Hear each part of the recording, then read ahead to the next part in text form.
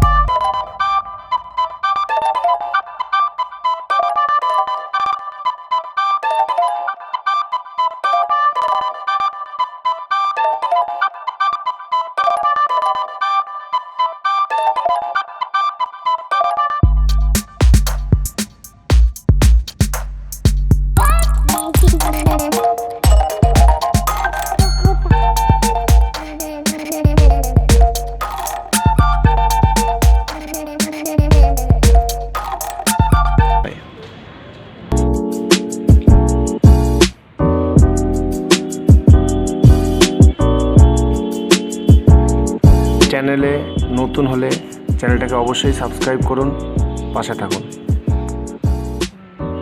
Prinsep ঘাট complete করে আমি যাচ্ছি মেট্রো চড়তে।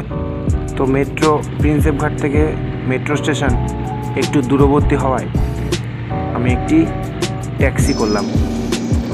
ট্যাক্সিতে প্রতিজনার 30 টাকা করে ভাড়া নিল।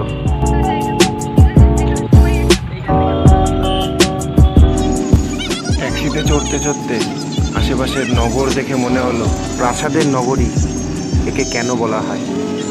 আমরা মেট্রো স্টেশনে, যেটাকে আমরা পাতাল রেল বলি, তো আমরা সেই পাতাল রেলের দিকে নামছি।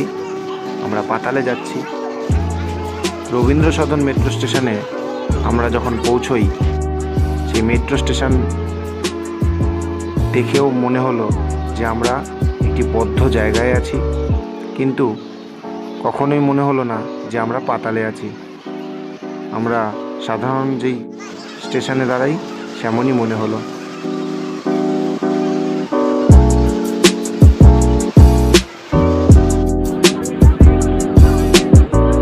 রবীন্দ্র সদন মেট্রো স্টেশন থেকে আমরা নিউ গান্ধীনগর মেট্রো স্টেশনে আসলাম।